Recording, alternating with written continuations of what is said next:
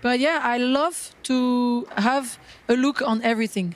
Security, welcoming, food, the sport, the player, scheduling. I love it with what she showed in terms of power, in terms of movement, in terms of variety, and how strong she is. She is up there. But you know, if she can keep that, we will see a match. Have you ever watched an entire sport shift its attention toward one single player so fast that even the organizations running the game had no choice but to respond? Because that is exactly what just happened. The WTA has officially made Eala a wildcard seed in the main draw of the French Open, and the tennis world is absolutely stunned. Not just fans, not just analysts, not just commentators sitting behind their desks trying to make sense of what they are seeing. Everyone, every single person connected to this sport is talking about this decision right now. And once you understand the full story behind it, you will realize this moment was not a surprise at all. It was inevitable. Because Eala has not just been playing tennis this season, she has been reshaping what tennis looks like in the modern era. And the WTA, Roland Garos, and the entire establishment of women's tennis have finally made it official. So let us break down exactly how we got here, why this decision makes complete sense, and what it means for the future of this sport. It started long before the French Open announcement. The foundation for this moment was being built, match by match, tournament by tournament, crowd by crowd. You have to go back and look at the full picture to truly understand the scale of what Eala has done in such a short period of time. Think back to the Australian Open. Fans were arriving before sunrise just to grab a seat for her matches. Lines stretched outside the courts before the gates even opened. Videos went viral across every major platform. Casual viewers who had never watched a single tennis match in their entire lives were suddenly glued to their screens because of one name: Eala. Tournament organizers noticed the shift immediately. The atmosphere surrounding her matches was unlike anything else happening at that event. Younger fans connected with her energy in a way that felt organic and genuine. Asian tennis supporters rallied behind her in numbers that were impossible to ignore. Social media engagement exploded every single time she stepped onto the court. And this was not manufactured hype. This was real. This was a player connecting with an audience that the sport of tennis had never truly reached before. 0-20 to 0-38. That was just the beginning. Then came Miami, and Miami changed absolutely everything. Her run at the Miami Open was the moment the tennis world truly woke up to what was happening. She was not just competing, she was not just making noise as a young rising talent with potential. She was dominating conversations. She was filling stadiums to capacity. She was making experienced analysts completely rethink everything they believed about the next generation of women's tennis. And then she did something that silenced every remaining doubt. She beat Coco Gauff, a Grand Slam champion, one of the most recognized and celebrated players on the entire WTA tour. And Eala walked onto that court, looked across the net at one of the biggest names in the sport, and won. That victory did not just earn her respect. It sent a message to every player, every coach, every tournament director, and every fan watching around the world. This young woman is not here to simply participate. She is not here to gain experience. She is here to compete at the very highest level, and she is capable of beating anyone. The numbers told the rest of the story in a way that was impossible to dispute. During her run at Miami, daily revenue from ticket sales and media streams was ranging between $500,000 to $1 million per day. The stands were completely packed from the first point to the last. The energy inside those courts was electric in a way that longtime observers said felt completely different from anything they had experienced before. Ticket prices were soaring to levels that caught even the most seasoned professionals off guard.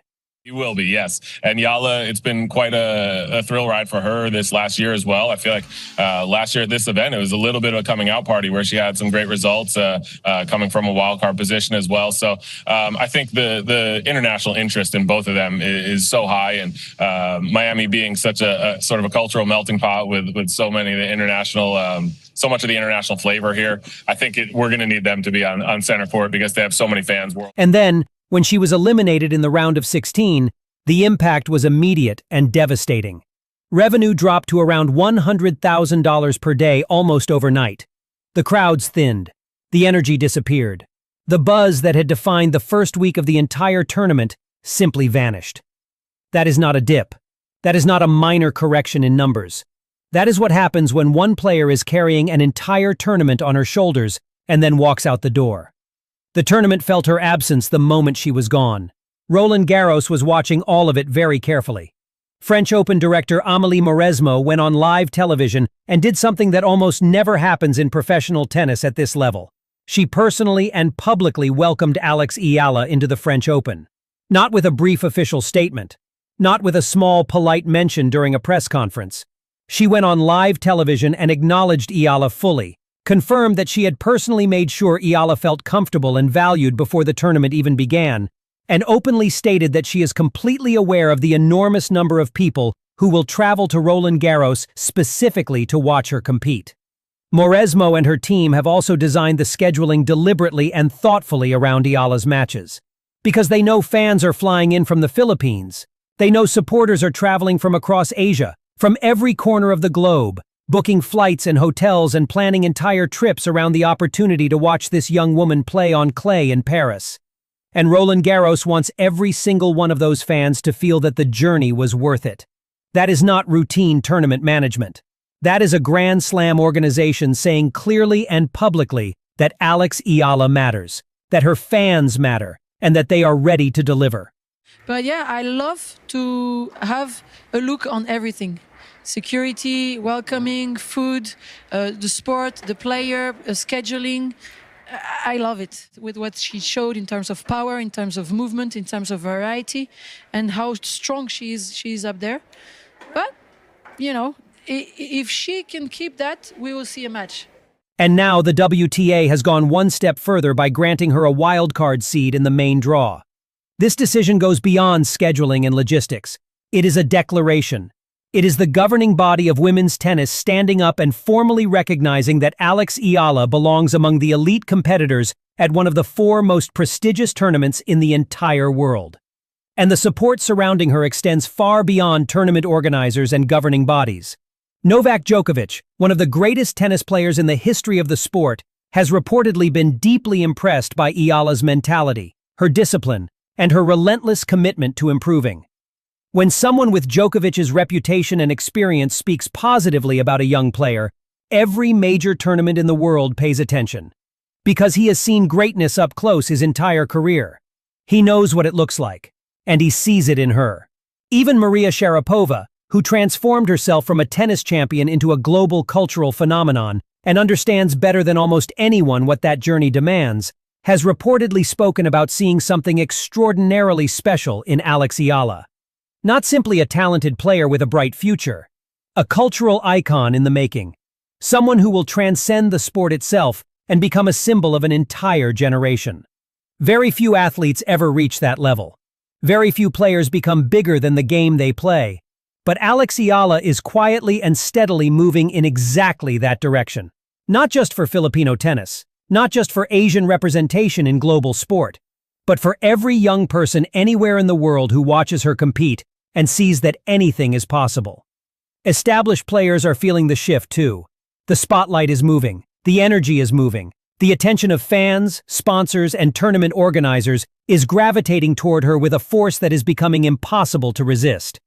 So here is exactly where things stand right now.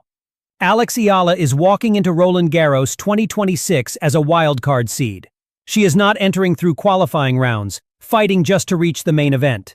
She is arriving as someone the tournament has formally recognized, personally welcomed, and strategically planned around.